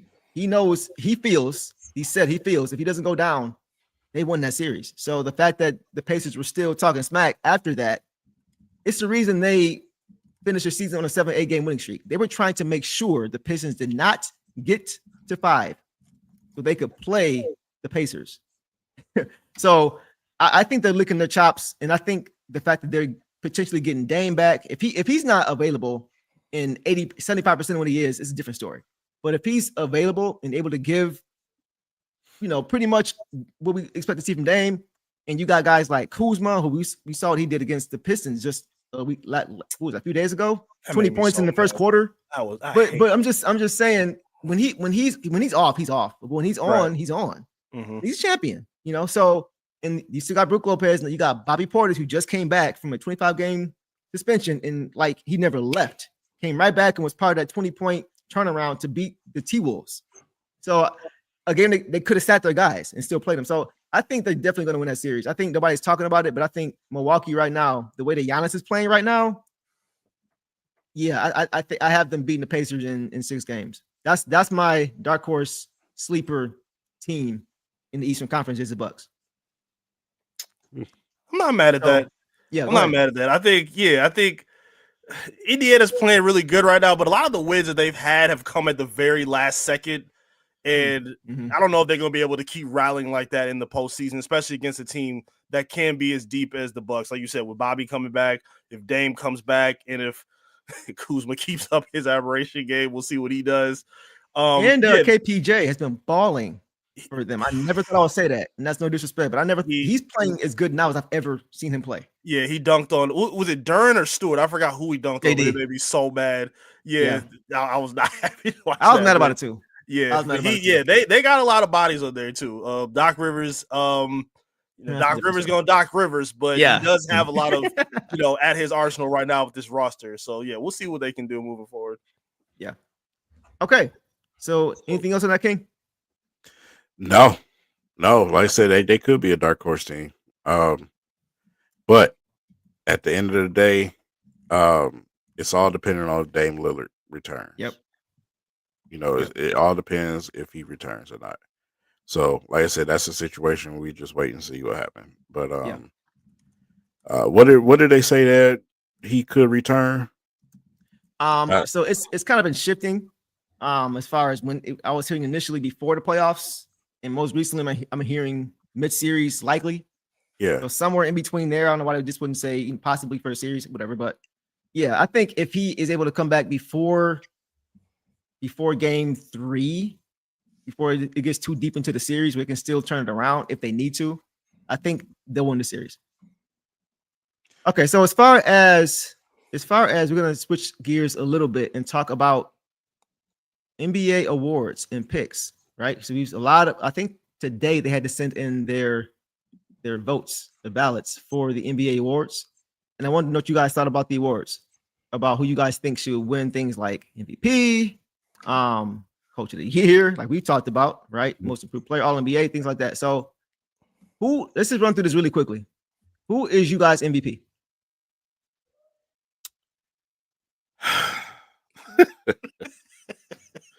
Who's your MVP? I don't even.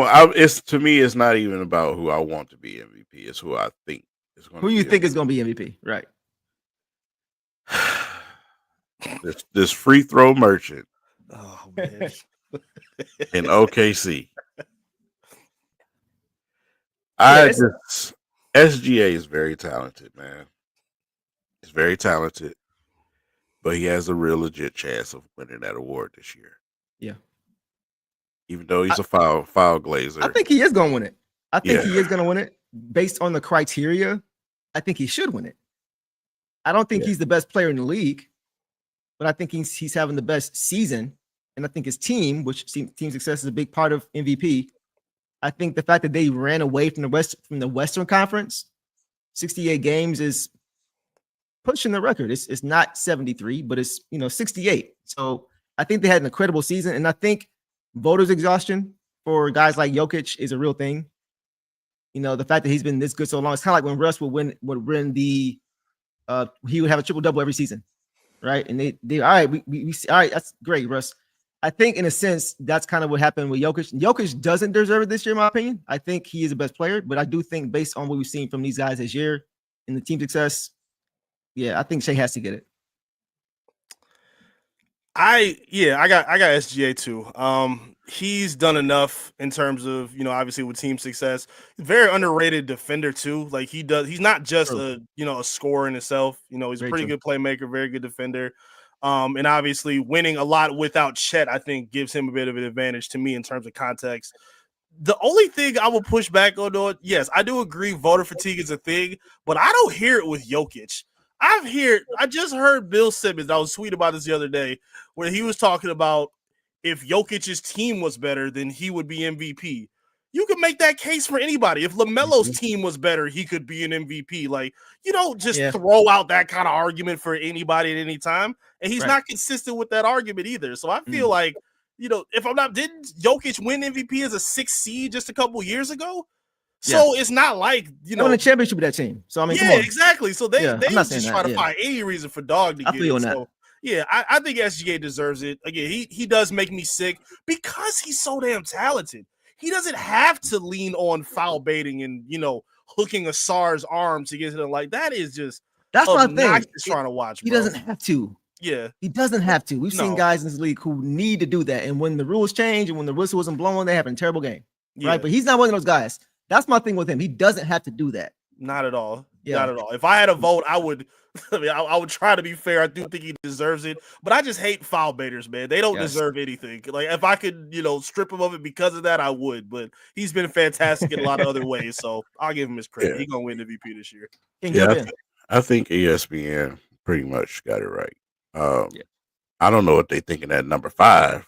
That's crazy, but. I'm not with that. No, that's wild. No way. No way.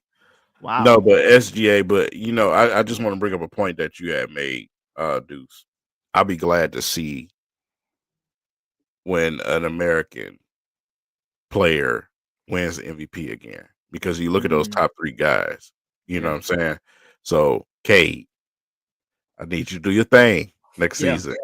Yeah. Do your thing next season, man. Bring that trophy back to the US because we got Canada, we got, obviously we got Giannis and Jokic. So Sir, Bring it home, Kate. Yeah. Yeah, I definitely think that's in his future. For sure. For sure. That's a whole nother conversation for another day. Yeah. But okay, so let's make this quick and move on to the rest of these awards. Do like a rapid fire. Who you guys think should win? DPOY, who you guys got? King, who you got? Defensive player of the year. Yep.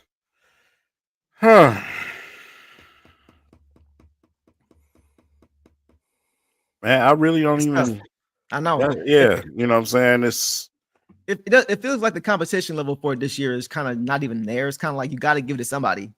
I think we should inflate Stu's numbers, man, in the system and give it to him, bro. That's what I think should really happen.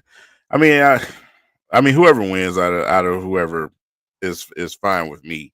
Yeah. The only defensive player that I've been paying attention to is Stu, because Stu is just, when it comes to any of these guys right here on this list, Stu to me is world's better defender to me. You know what I'm saying? That is a very lackluster list to me.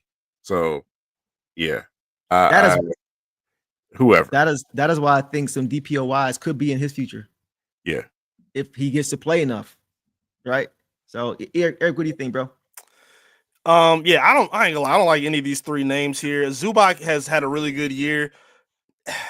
Evan Mobley, I can't bring myself to do it. I like where his game is gone, but I can't. I watched him get bullied out of the paint by 4 different Pistons when he played against them last. He's still really skinny. He's a good player, and I love his offensive progression, but it's still something that I'm missing in terms of the buy-in with him. I agree. And Jaren Jackson still is in foul trouble. My vote, like I had a vote with Clutch Points. We did a little, team vote or whatnot. I picked Dyson Daniels. I think what he's done in Atlanta is pretty impressive. And I think guards should be getting a lot more love in terms of defending, because nowadays for DPOY, it's who got the most rebounds, who got the most block shots. Okay, that's our pick. Wemby was going to win this by a mile, but for me, since he's down now, I voted for Dyson Daniels. I think he deserves it. Yeah, I think 100% Dyson Daniels should be the defensive player of the year. I will give some love to Asar's twin, Amin. He's been playing really well. Monster in Houston, man. Like he's really playing. He's really coming into his own now. And defensively, he's been a demon. We know what Asar does. I think a lot of time we as Pistons fans, focus more on Asar, and I get it. But what Amin's been doing over there too, man, has been nothing short of incredible. Defensively, he's been a monster. So I want to give him credit too. Not saying he should win it, but he definitely deserves some credit, man, because he's going to be a very, very good player over there for Houston for a long time, I think. Mm-hmm. Yeah. All right, let's keep it moving. Let's see. Who do you guys have for? Well, we're gonna skip this one. We already know JB Bickerstaff or bust. If you don't win that award, I'm writing, and we'll just leave that there. 100%. Keeping it moving. Rookie of the year. Who do you guys have for rookie of the year? This rookie class is I got Stephon Castle, man. Like Stephon Castle to me was by far and away the best player from start to finish. We know Regis came on later in the year, he got his legs under him, but from jump, Stephon Castle was balling, bro. So like he's definitely, to me, easily the rookie of the year for me. What do you think? I mean, yeah, I can go with Stephon Castle, man. Richard Sear is a player that I actually wanted to come to Detroit, to be honest. I watched him a lot, but yeah, I'll go with Stephon Castle. Even I agree with that. Yeah, I know Ron Holland don't like hearing this, but this is a very underwhelming class. Like a lot of these names didn't really jump off. They didn't have a lot of expectation coming in. But yeah, Castle was probably the most impressive out of the bunch. It was supposed to be I forgot his name, the TikTok dancer from the Sixers. He went down and got hurt. McClain. So he's he got removed. But yeah, I think Castle will be the one that walks away with it. Yeah, just the opportunity.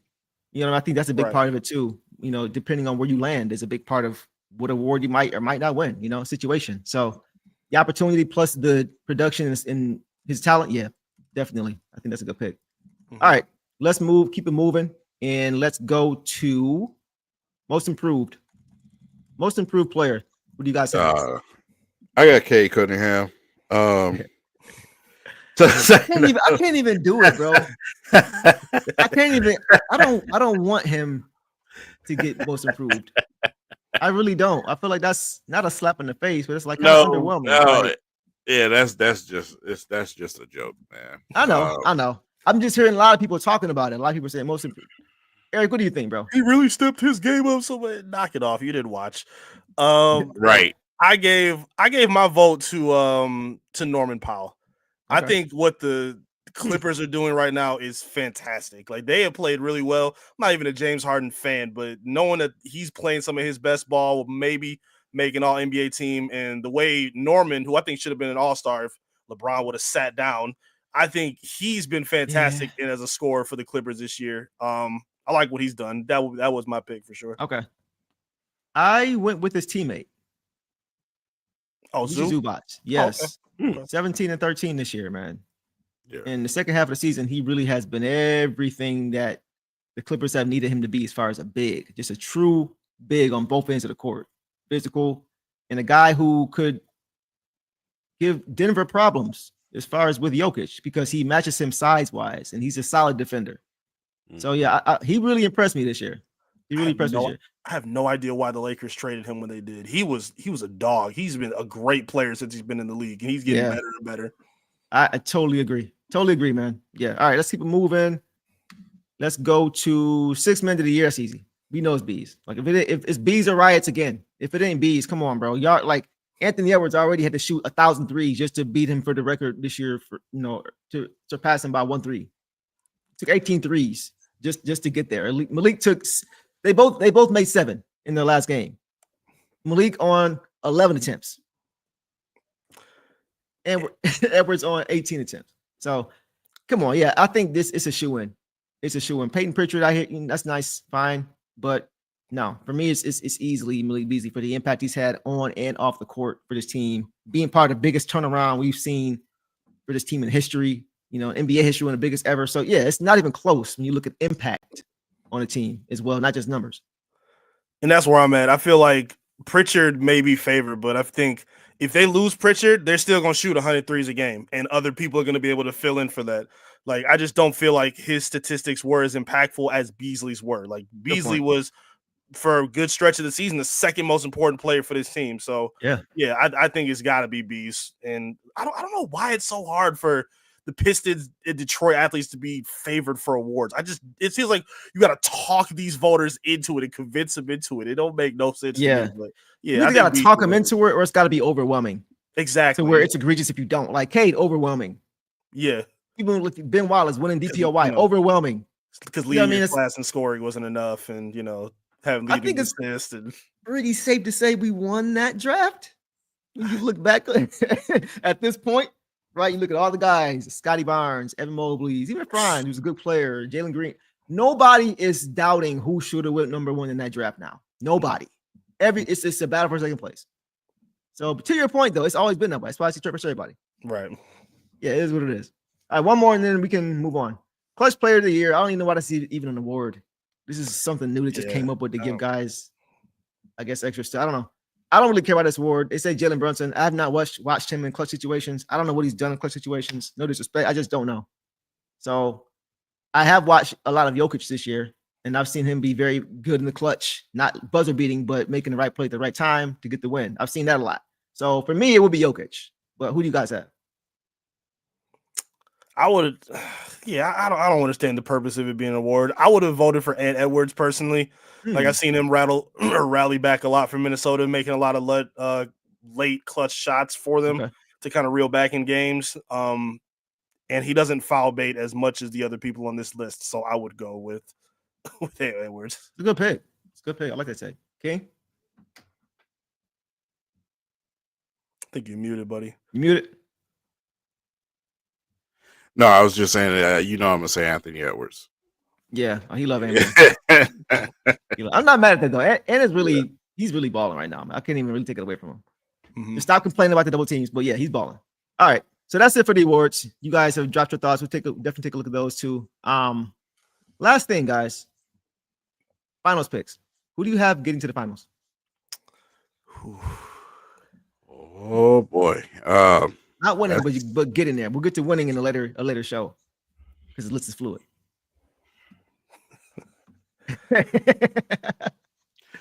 Who y'all think? Boston and You calling me safe? Talking about Boston. Okay. I mean, look All at the East though. You know what I'm saying? Boston and West, man. It's a crapshoot in the West, and it like out West, it really could go either. Like this year, going from the 3rd seed to the 2nd seed is not a good thing. Like you have no advantage from 1 to 8 or 1 to 7 at least. So, but yeah, y'all don't know, huh? You still debating over there? Ken, what you think, Even?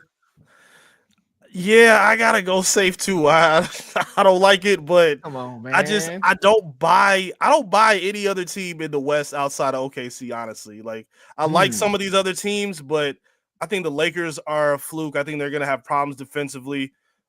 Houston doesn't have the consistent go-to number 1 scorer that they need, and I think that's gonna be their problem. Yeah. So, and I don't know what's going on with Denver right now with their coaching and their leadership right now. So yeah, I'm gonna go with Boston and OKC. I think as of right now, those are the teams that seem strong at the moment. Like I don't buy Cleveland. Like I think their backcourt defensively is gonna get exposed, and I think they can be a little fluky offensively at times as well, and defensively. Yeah. So yeah, I'm gonna go Boston and OKC. I'll go safe. I'm sorry. I'm also going Boston. Yeah, I was about to say who. First of all, who took the Lakers serious? I am. Oh my God, I am. I am. Oh, man. Yes, I am. Yeah. Okay, I am. How serious? How serious? Western Conference Finals. What? Ooh, okay. Yes. Oh boy. Western Conference Finals. That's what I had them getting. I still think the Thunder are the best team in the league, bro. Like you look at how many All-Stars are on the Thunder? They have 1 All-Star. It's just Shea, right? 2. They have 2. Jalen Williams. I'm sorry. Yeah, Jalen Williams as well. Mm-hmm. Cleveland has twice as many. And they don't feel like a better team to me. They have great individual guys, but they don't feel as much of a team as the Thunder. To me, personally, that's just me. But I think the Thunder are coming out of the West. I'm not gonna say I can't. I love the Lakers, but I can't pick them over the Thunder this year, bro. The way they're playing, I just can't. I have the Thunder and the Celtics as well, just because I don't see anybody else challenging the Celtics. I don't see anybody else who I can trust in the playoffs. To be honest with you, against that team, you know, I mean, we got our Pistons, of course, but aside from them, I'm just saying, yeah, I think it's pretty clear. Unfortunately, kind of boring, but it is what it is, I guess. Hopefully it's entertaining. So we'll see. Ken, you about to have a migraine? I can't believe you just said that, man. What? I said we're going to the conference finals. The Lakers, bro. No disrespect. Like you making it sound like that's impossible for them to get to the conference finals. Man, everybody taking the Lakers serious. Think about it. I'm taking the Lakers over the Rockets. From what I've seen earlier this season, I'm taking the Lakers over the Nuggets. I'm definitely taking them over the Grizzlies. I'm taking them over Golden State. They own Golden State in the playoffs. Mm-hmm. Golden State also has no size. So they're not going to be able to deal with Luka and LeBron and Austin Reed. No. There's only a couple teams that I really worry about out West when it comes to the Lakers. And really the only team I worry about is the Thunder. Who else really can you say definitively can beat them 4 times out of 7 in the West? Anybody? Who? Name them. Name them. I'm not finna make this a debate because I don't know why you're picking the Lakers. Who you putting your money on? I'm not finna do this with you right now, man. So we'll leave that there, guys. Before we get too crazy into this. But Eric, question. The final countdown anthem for games 3, 4, and 6. Yes or no? Absolutely. Absolutely. That's one of my favorite pieces of nostalgia. I'm 34 years old. I grew up on this team. I love the Pistons. And that's one of the few songs still to this day that still gives me goosebumps when I hear it. Like just listening to that, knowing the callbacks to Sheed and, you know, the intros of the guys with Mason and the fire going. Like that feeling is just so electric in the Palace. I'll never forget that. That is a must. Pistons admin, if you're watching, the Pistons people, if you're watching, add the final countdown. The players earned it. So I'm glad you said that. So on our last show, King and I have been campaigning. We campaigned and have been campaigning for this, for them to bring back the final countdown anthem for the Pistons home playoff games at LCA. At least just one game, at least game 3, and then see how it goes after that. But bring it back. We've been pushing over social media outlets. King is on record actually saying that if they play the final countdown for game 3, automatic dub. Those are his words, and I do not disagree with him. So here's a clip for what we talked about with regard to the final countdown for anybody who may have missed it. I want the intros in the playoffs. Give me the final countdown intros, man. With Mason, man. You come out with final countdown and the intros, the first home game of the Pistons in the playoffs, you're going to get an automatic dub. The energy in that place is going to be so crazy. Just from that. You're going to get a dub, bro. It's going to carry over all game. To this day, I still get goosebumps just thinking about being at the Palace and just being in that environment and hearing how loud it is. And just the whole vibe, bro, was special. Pistons, if you're watching this, please bring back the final countdown. That will set LCA on fire.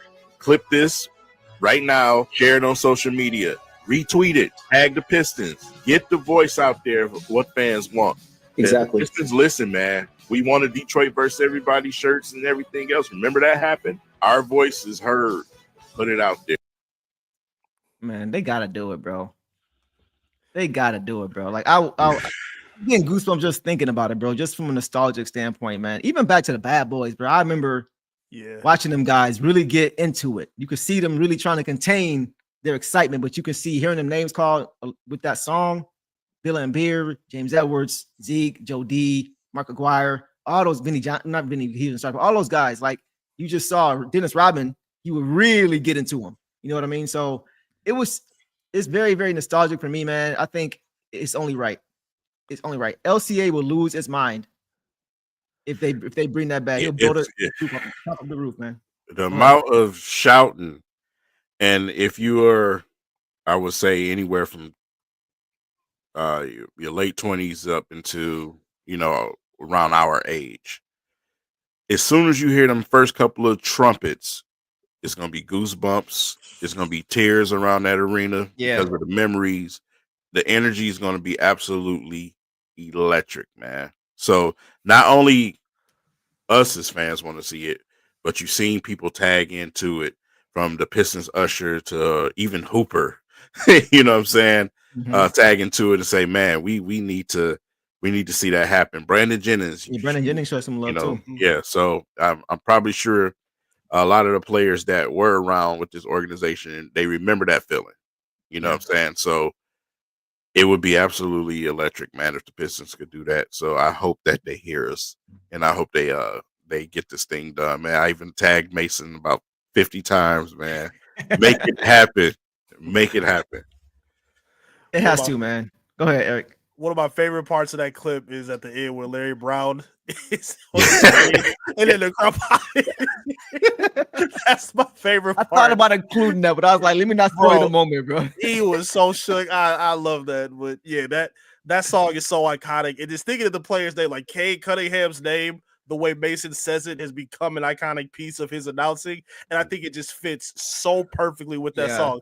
Even Tobias, like just all of that I think goes with it. So it's I think it's a good like kind of christening for the young guys too.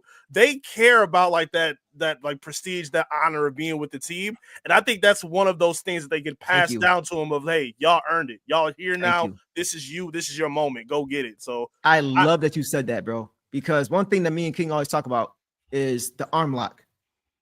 The arm lock, like if you weren't around to see it, you wouldn't really know what it means or what it is, or even that it's a thing. You know what I'm saying? When I saw JD and Stu in the locker room, I'm like, oh, okay. They're either watching or they're talking to those guys. Yeah. Having conversations with those. You know what I'm saying? Like that to me told me a lot, because it's not like it's something that you always hear about or always heard talked about. You know, you don't hear George or Greg always talking about those things like outwardly all the time. They know about it, right? Better than we do. But to see those guys doing those intricate things, the details, the small things, the vibes, the culture things that you will only know if you were around for, tells me that they have a vested interest in restoring that and bringing that same identity, bro. I think it's so cool how like the parallels of the successful teams trickle down to even right now. Even like the simple thing of being run by elite, not elite, but like ascending backcourts or an elite backcourt. So obviously with Zeke and Joe Dumars, Chauncey and Rip, and now Ivy and Cade are to me the future of this team, that backcourt. So the buy-in of the defense in the front court, like it's so many similarities that kind of ring from generation to generation. And Mhm. I love how they take that serious. They talk about it publicly and it shows on the court as well. For sure. So, Go ahead, King. something that we mentioned last show, and I don't know if this may be a little bit too far for some people. All right.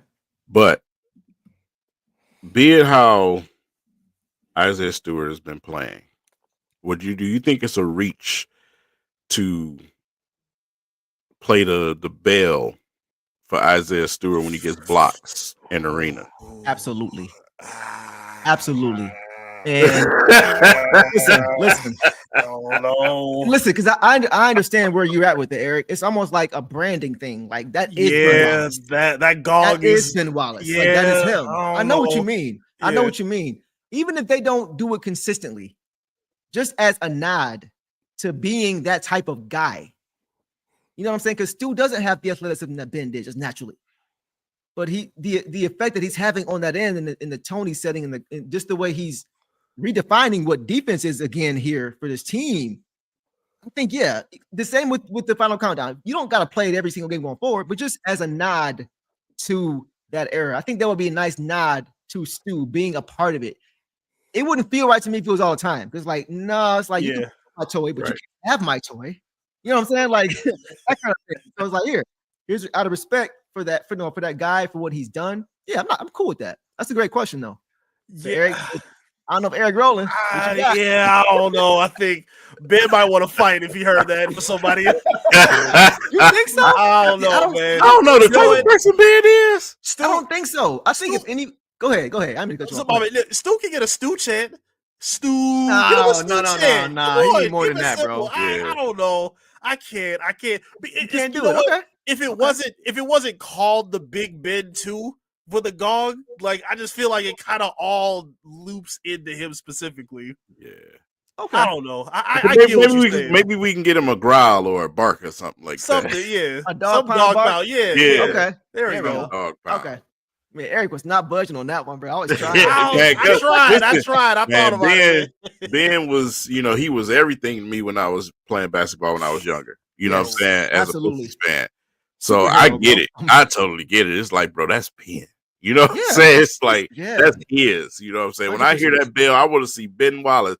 But the part for me that's significant is obviously when we drafted a guy in Isaiah Stewart, the first thing that a lot of us who immediately start, doing our studying and watching tape on him was, this is a Ben Wallace type of guy right here. That's what this pick is. You know what I'm saying? So to give it to him as a nod, here and there, you know what I'm saying? I wouldn't see that as a reach.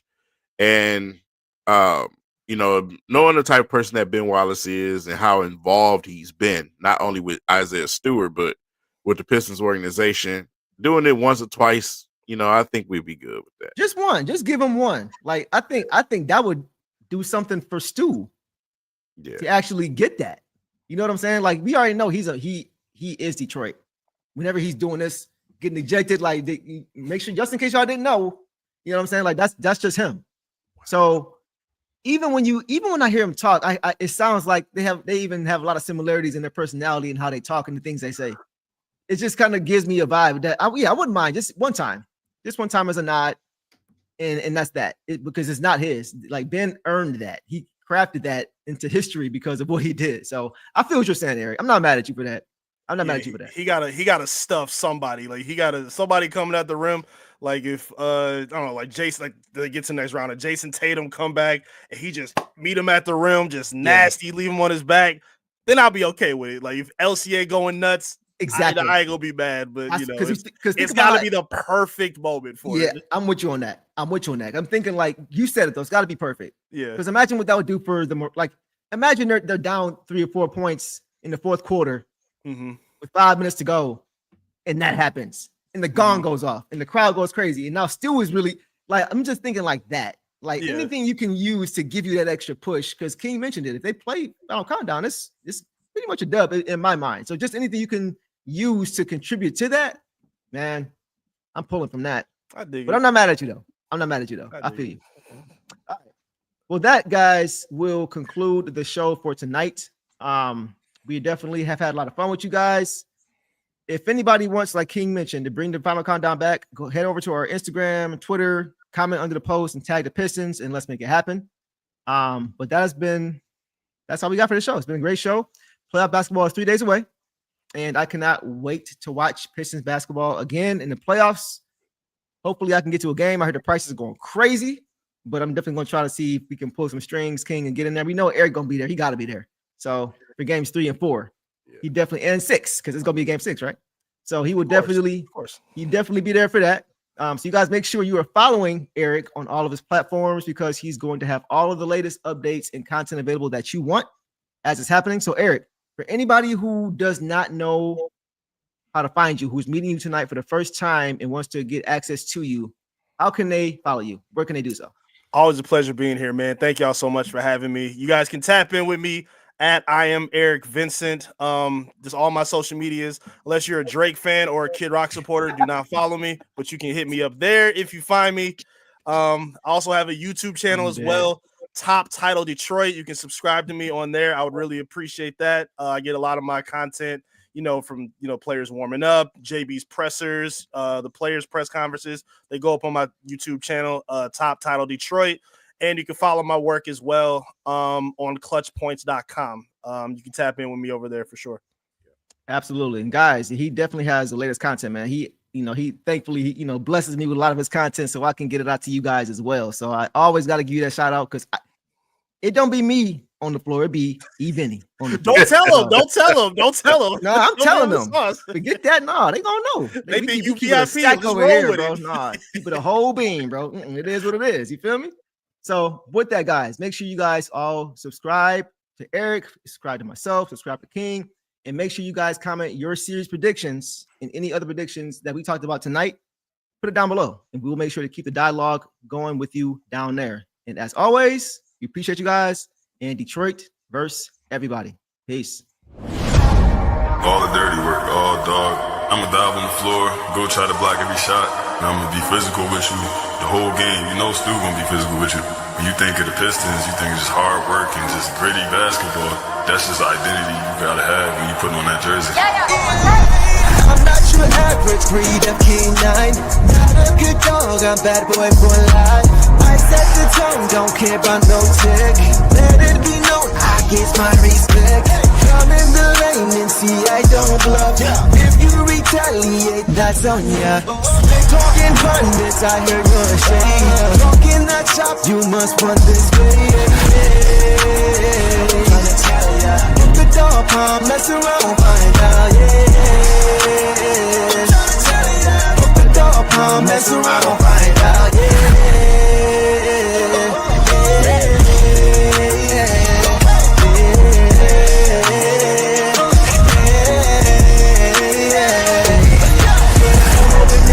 for some barbecue sauce, boy, you better crop a hill, cause I'm like that. When you're ready for some barbecue sauce, boy, you better crop a hill, cause I'm like that. The dog palm, mess around.